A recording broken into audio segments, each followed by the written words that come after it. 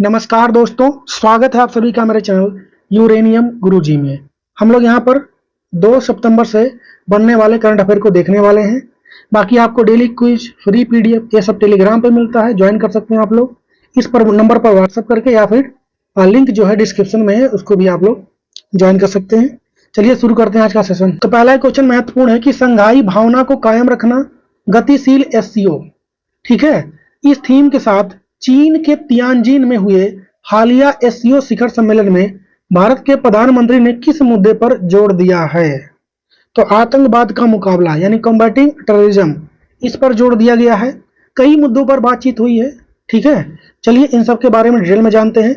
अभी कुछ दिन पहले ही हम लोगों ने इस क्वेश्चन को पढ़ा था, अब फिर से पढ़ रहे हैं क्योंकि अब ये बैठक हो चुकी है और पहले होने वाली थी। चलिए इसके बारे में देखते हैं। तो चीन के तियानजिन शहर में, नाम ध्यान रखें आप लोग, आजकल पूछता है कि बैठक हुई कहां पर थी। तो चाइना के तियानजिन शहर में संघाई सहयोग संगठन यानी एससीओ, इसका 25वां वार्षिक शिखर सम्मेलन 31 अगस्त से लेकर के 1 सितंबर तक चला है, ठीक है। इसका आयोजन किया गया यहाँ पर। इस शिखर सम्मेलन में अमेरिका के व्यापार शुल्क को देखते हुए, जो आजकल अमेरिका टैरिफ लगा रहा है अलग अलग देशों पर, भारत पर भी लगाया है, चाइना पर भी लगा चुका है, रसिया पर भी, सबके लगा चुका है। इसको मतलब देशों के बीच क्षेत्रीय सहयोग को मजबूत करने पर ध्यान केंद्रित किया गया है। बाकी चीन और भारत की वहां पर अलग से मतलब बैठक हुई है, प्रधानमंत्री मोदी और वहां के राष्ट्रपति की। तो प्रधानमंत्री नरेंद्र मोदी और चीनी राष्ट्रपति शी जिनपिंग ने 7 साल के बाद पहली बार चीनी धरती पर मुलाकात की है। आर्थिक और व्यापारिक संबंधों को स्थिर करने पर जोर दिया गया यहाँ पर, ठीक है, व्यापार वगैरह को बढ़ावा देने के लिए। आपको पता है कि मैंने अभी कल या परसों पढ़ाया था कि जो आपका उत्तराखंड वाला एरिया है, यहाँ से व्यापार फिर से स्टार्ट होने वाला है। बाकी तियानजिन घोषणा पत्र में पहलगाम हमले की कड़ी निंदा की गई है, जो आतंकवाद खिलाफ एससीओ देशों की एकजुटता को दर्शाता है। इसको भी ध्यान रखें आप। अब बात कर लेते हैं हम लोग संघाई सहयोग संगठन की। थोड़ा हिस्ट्री के बारे में इसकी चलते हैं। तो इसकी स्थापना हुई थी 1996 में। पहले हुआ था तब उसका नाम क्या था? संघाई 5 था। क्या था? संघाई 5। रूस और चीन मेन देश हैं, इसके स्थापना में उनका बहुत बड़ा योगदान है। और 2001 में इसका नाम क्या कर दिया गया? एससीओ कर दिया गया। बाकी इसका मुख्यालय यानी हेडक्वार्टर कहाँ मिलेगा? चाइना के बीजिंग में। और पहला सम्मेलन अगर ये पूछे कहां पर हुआ था, तो 2001 में हुआ था। कहां पर ये हुआ था? संघाई, चीन में ही हुआ था। अध्यक्ष की वर्तमान में बात करें तो झांगबिंग है वर्तमान में इसके अध्यक्ष। और वर्तमान में एससीओ में कुल 10 पूर्णकालीन सदस्य देश हैं। कितने देश हैं? 10 हैं। इसमें बेलारूस, चीन, Bharat, Iran, Kazakhstan, Kyrgyzstan, Pakistan, रूस, तजाकिस्तान और उज्बेकिस्तान शामिल हैं। अच्छा, अगर ये पूछे लेटेस्ट वाला सबसे कौन सा देश है जो एससीओ में शामिल हुआ है, तो वो है बेलारूस। कौन सा है? बेलारूस, जो कि 2024 में ही शामिल हुआ था। ऑब्जर्वर कंट्री यहाँ पर कौन रहा? तो अफगानिस्तान और मंगोलिया इसमें ऑब्जर्वर कंट्री के रूप में शामिल थे। अगला क्वेश्चन है कि हाल ही में राष्ट्रीय महिला आयोग की नारी 2025 रिपोर्ट के अनुसार भारत का सबसे सुरक्षित शहर कौन सा रहा है? मतलब महिलाओं के लिए सबसे सुरक्षित कौन शहर रहा है? तो वो रहा है आपका कोहिमा।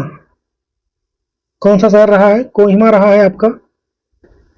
तो इसके बारे में और जानकारी देखते हैं कि राष्ट्रीय महिला आयोग, ठीक है, एनसीडब्ल्यू द्वारा जारी राष्ट्रीय वार्षिक रिपोर्ट और महिला सुरक्षा सूचकांक 25 के अनुसार नागालैंड की राजधानी कोहिमा भारत की सबसे सुरक्षित शहर रहा है, ठीक है। सबसे सुरक्षित शहरों में अगर हम लोग लिस्ट की बात करेंगे तो नंबर 1 पे कोहिमा तो रहा ही है। सेकंड पे कौन रहा है? तो विशाखापट्टनम रहा, आंध्र प्रदेश का। थर्ड पे कौन रहा है? तो भुवनेश्वर रहा है। फोर्थ पे कौन रहा है? तो आइजोल रहा है। फिफ्थ पर गंगटोक और 6 पे ईटानगर और मुंबई भी महिलाओं के लिए सबसे सुरक्षित शहरों में शामिल है। तो ऊपर के 1-2 आपको याद रखने हैं। कोहिमा नंबर 1 पे, सेकंड पे विशाखापट्टनम।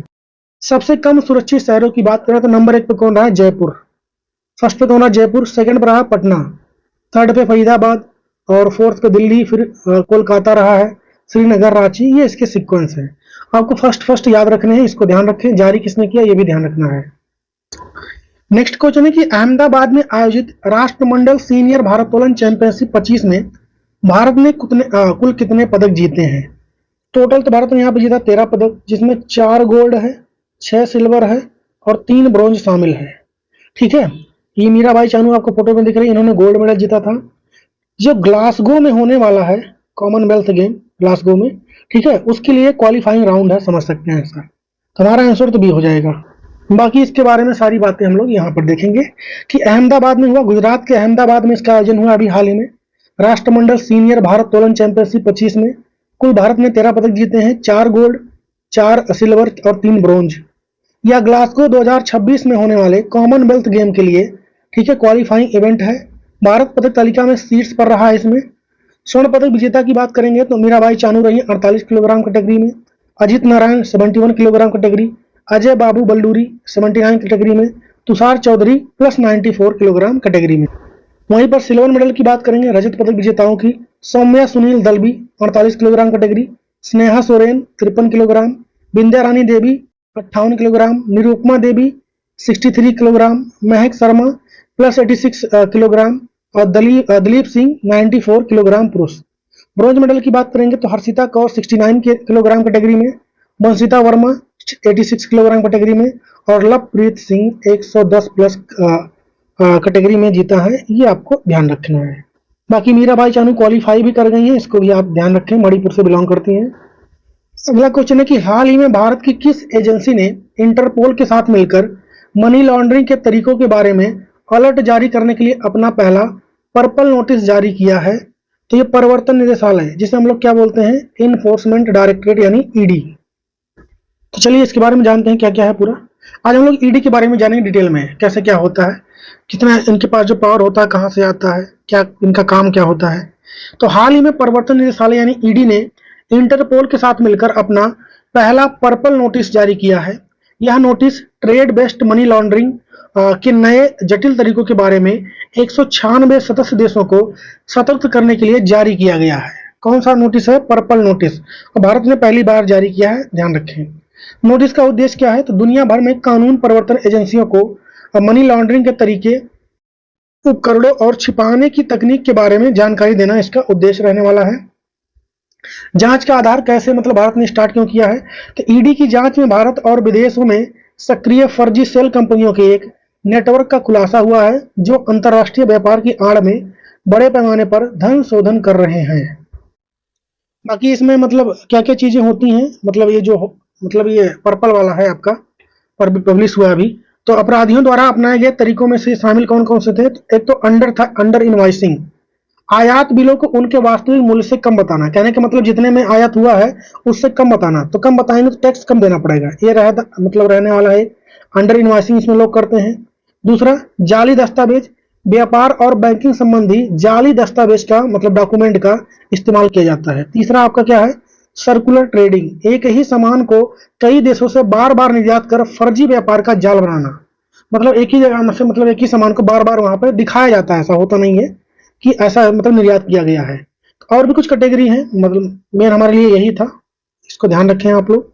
बाकी प्रवर्तन निदेशालय यानी इन्फोर्समेंट डायरेक्टरेट की बात करेंगे हम लोग अब। तो इसका स्थापना कब हुआ? तो 1956 में 1 मई को होता है। किस मंत्रालय के अधीन आता है यह? तो यह वित्त मंत्रालय के राजस्व विभाग के प्रशासनिक नियंत्रण में काम करता है, इसको ध्यान रखना है। कहने का मतलब होता है वित्त मंत्रालय के अधीन आता है। प्रारंभिक नाम इसका क्या था? तो इसकी स्थापना के समय इसे प्रवर्तन इकाई कहा जाता था, जिसे बाद में 1957 में प्रवर्तन निदेशालय के नाम दिया गया, यानी इन्फोर्समेंट डायरेक्टरेट। बाकी ईडी का हेडक्वार्टर कहाँ मिलेगा? तो नई दिल्ली, यानी हेडक्वार्टर कहाँ मिलेगा? नई दिल्ली में। अधिकारी की बात करेंगे तो इसके निदेशक भारतीय राजस्व सेवा यानी IRS, इंडियन रेवेन्यू सर्विस से नियुक्त होते हैं। ध्यान रखें, अगर आपको इसकी तैयारी करना है IRS से आपको यहाँ पे जाने का मौका मिलेगा। ईडी के प्रमुख कार्य या फिर ये कह लें या फिर पावर इसे कहां से मिलता है? तो पहला तो मनी लॉन्ड्रिंग की जांच, धन शोधन निवारण अधिनियम जो आया था 2002 में, क्या नाम है इसका? धन शोधन निवारण अधिनियम, ठीक है। मनी लॉन्ड्रिंग को ही क्या बोलते हैं? धन शोधन। इसके तहत अपराध की आय से प्राप्त संपत्ति को पर पता लगाना, उसे जब्त करना और अपराधियों पर मुकदमा चलाना इसका उद्देश्य रहता है। बाकी दूसरा क्या है? तो विदेशी मुद्रा प्रबंधन अधिनियम, ये 1999 का है, ठीक है। इसके तहत विदेशी मुद्रा कानूनों और विनियमों के उल्लंघन की जांच करना और दंड लगाना होता है। भगोड़ों की आर्थिक अपराधियों पर कार्रवाई, भगोड़ों आर्थिक अपराधी अधिनियम 2018 वाला है ये। इसके तहत ऐसे अपराधियों की संपत्ति कुर्क करना जो गिरफ्तारी से बचने के लिए देश से भाग गए हैं। तमाम लोग आपको पता होगा, विजय माल्या, नीरव मोदी, ये सब पैसा लेकर के भाग चुके थे, ये सब उनके लिए। तो यहां से पावर मिलता है आपको ईडी को। नेक्स्ट है कि एशियाई विशालकाय कछुए का पहला सफल कृत्रिम ऊष्मायान हाल ही में भारत के किस राज्य में किया गया है? ऊष्मायान का मतलब क्या होता है? इनक्यूबेशन, ठीक है। जिस प्रोसेस से कछुए बच्चा पैदा करवाते हैं उसे हम लोग क्या बोलेंगे यहाँ पर, इंक्यूबेशन। मतलब अंडा देते हैं, उसके ऊपर बैठते हैं, फिर वो हीट की वजह से उसमें से चूजे निकलते हैं, ऐसा होता है इसमें प्रोसेस। तो ये कहाँ पर शुरू हुआ है, तो ये हुआ है मणिपुर में। तो एशियाई विशालकाय कछुए का पहला कृत्रिम उष्मायान मणिपुर जूलॉजिकल गार्डन और इंडिया टर्टल कंजर्वेशन प्रोग्राम के संयुक्त प्रयास से किया गया है। ये जो एशियाई विशालकाय कछुए हैं, इनकी जो प्रजाति है विलुप्त हो रही है, ठीक है, इसलिए ऐसा किया गया है। क्या किया गया है, तो आर्टिफिशियल इंक्यूबेशन। उष्मायान का मतलब क्या होता है, आर्टिफिशियल तरीके से उनके बच्चे को पैदा करवाना। यह एक मैकेनिकल प्रक्रिया है जिसमें अंडों से चूजे निकालने के लिए मशीन का उपयोग किया जाता है। वही बात, इस प्रयास में 28 बच्चे कछुए, मतलब 28 बच्चे यहाँ पर पैदा करवाए गए हैं, सफलतापूर्वक पैदा हुए, जो इस लुप्त प्राय प्रजाति के संरक्षण के लिए एक बड़ी उपलब्धि है। इन एशिया के विशाल कछुओं को अपने बड़े आकार के कारण जंगल का छोटा हाथी भी कहा जाता है, पर यह गंभीर रूप से संकटग्रस्त है। आईयूसीएन की क्रिटिकल इंडेंजर्ड लिस्ट में भी ये शामिल है, इसको भी आपको ध्यान रखना है। नेक्स्ट है कि हाल ही में भारत के किस राज्य ने भीख मांगने को अपराध घोषित करने के लिए एक विधेयक पारित किया है, तो ऐसा किया है मिजोरम ने। किसने किया, मिजोरम ने। मैंने कुछ दिन पहले आप लोग को पढ़ाया था कि इंदौर शहर जो है, इसने भी भीख मांगने पर प्रतिबंध लगाया था, पर यह शहर था, ये पूरा राज्य है। तो राज्य के मतलब पूछेगा तो पहला राज्य कौन बन गया, मिजोरम।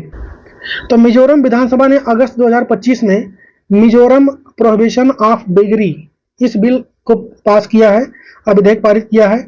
इसका उद्देश्य क्या रहने वाला है, ऐसा नहीं है कि सिर्फ यहाँ पर भिखारियों को भीख मांगने से रोका जा रहा है, उनके लिए भी व्यवस्था की गई है, ठीक है। इस कानून का उद्देश्य सिर्फ भीख मांगने पर रोक लगाना नहीं है, बल्कि भिखारियों को सहायता और रोजगार देकर आत्मनिर्भर बनाना, ताकि वह सम्मान के साथ समाज में रह सके।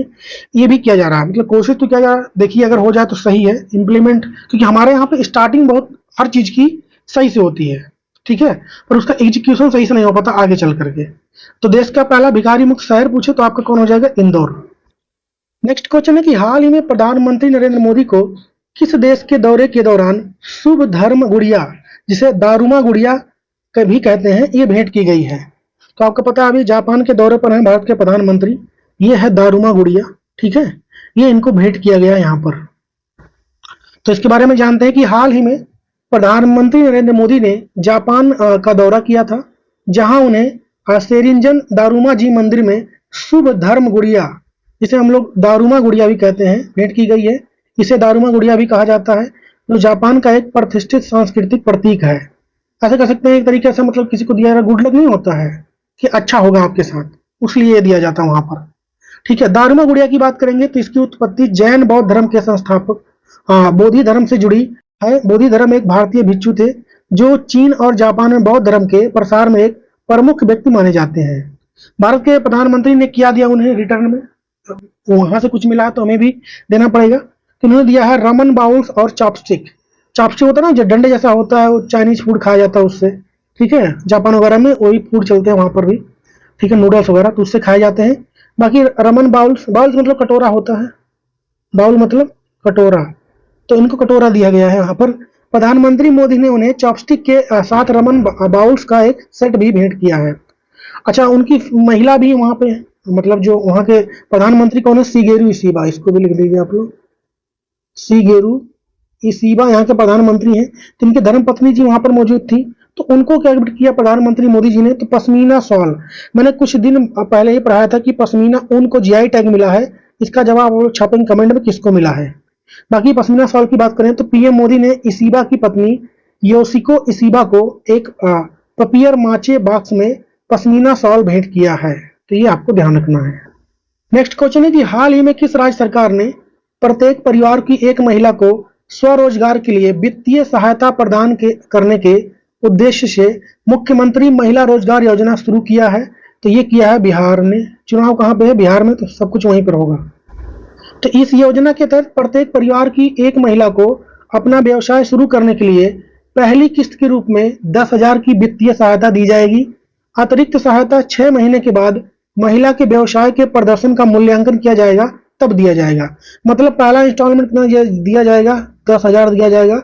अगर सब कुछ अच्छा रहा तो मैक्सिमम कितना दिया जा सकता है, अब आगे 2 लाख रुपए तक अकॉर्डिंग टू बिजनेस दिया जाएगा महिलाओं को, ये कहा गया है। नेक्स्ट है कि हाल ही में किस देश के प्रधानमंत्री को संवैधानिक अदालत ने नैतिकता के उल्लंघन के आरोप में बर्खास्त कर दिया गया है? तो फोटो में दिख रही है आपको, थाईलैंड की प्रधानमंत्री थी ये पेंटनोगात्रा सिनावात्रा। कहाँ की थी? थाईलैंड की। इनको अभी हाल ही में इनके यहाँ से मतलब इनके संवैधानिक जो है अदालत ने इनको बर्खास्त कर दिया है। क्यों किया है आगे देखेंगे हम। तो हाल ही में थाईलैंड के संवैधानिक न्यायालय ने प्रधानमंत्री पेंटनोगात्रा सिनावात्रा को नैतिकता के उल्लंघन के आरोप में बर्खास्त कर दिया है। क्यों किया ऐसा? उन पर लीक हुए एक फोन कॉल पर में पड़ोसी देश जो कंबोडिया है, इसके पूर्व नेता हुन सेन, नाम ध्यान रखें इनका, हुन सेन के प्रति झुकाव दिखाने का आरोप लगा था।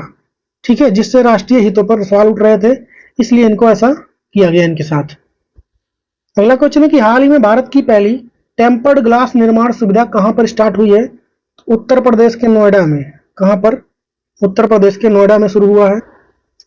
हाल ही में भारत की पहली टेम्पर्ड ग्लास निर्माण सुविधा नोएडा में शुरू की गई है। इसका उद्घाटन केंद्रीय मंत्री अश्विनी वैष्णव ने 30 अगस्त 2025 को किया है। इसको आपको ध्यान रखना है। टेम्पर्ड ग्लास वही होता है जो